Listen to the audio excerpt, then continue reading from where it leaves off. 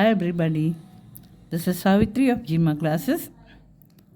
I was dealing with class 10 mathematics introduction to trigonometry exercise 8.1.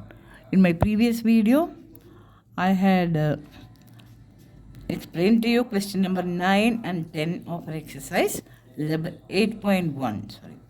Now, I'm going to discuss question number 11. This is the last question of the exercise. That is this true false. State whether the following statements are true or false.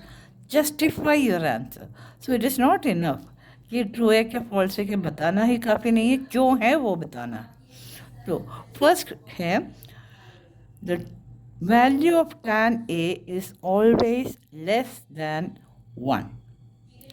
ये false है क्योंकि tan के 45 degrees लेंगे, tan 45 degrees 1.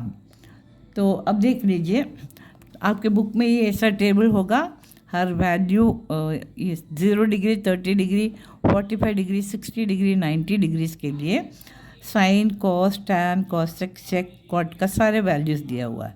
और इसमें tan के देखो 0, tan 30 is 1/√3, tan 45 is 1, tan 60 √3, tan 90 है not defined.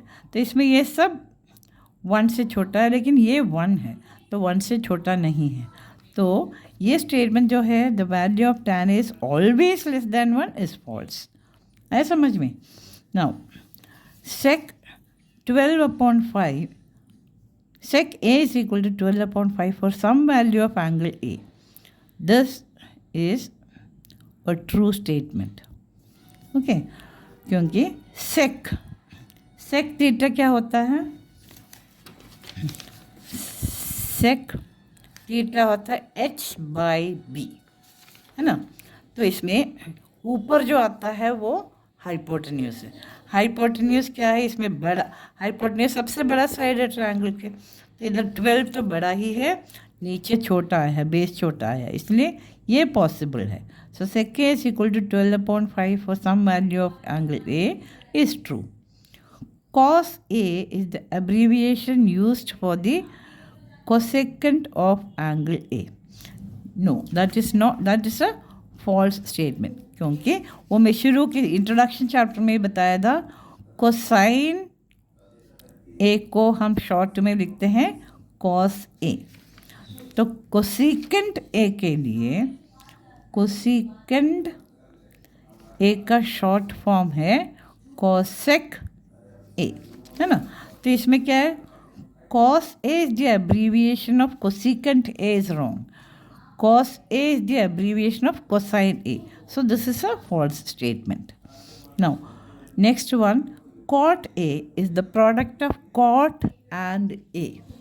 That's again a false statement. क्यों? क्योंकि cot अकेला कुछ भी नहीं है. It's only a ratio. Cot अकेला कुछ नहीं है और A अकेला नहीं है, ये साथ में है. Cot A साथ में होता है. तो इसका cot और cot अलग a अलग नहीं होता. So it's a false statement. cot is ratio cot of angle a, ऐसा होना चाहिए. So next one, sine theta is equal to 4/3 for some angle theta. Sine theta 4/3 हो सकता है क्या, क्योंकि sine theta the ratio is p/h, perpendicular upon hypotenuse. Definitely hypotenuse perpendicular से बड़ा होना ही चाहिए, लेकिन इसमें देखो 4/3, डिनोमिनेटर 3 है, हाइपोटेन्यूज की जगह छोटा नंबर आया. So this is a false statement. आगे सबको रीज़न समेत जस्टिफिकेशन भी दे दिया है. तो this is the last question of the exercise 8.1. I will be soon coming up with the trigonometric ratios of some special angles soon. Children, please don't forget to like, share and subscribe my channel, and please press the bell icon so that you get the notification every time I put the video. Thank you.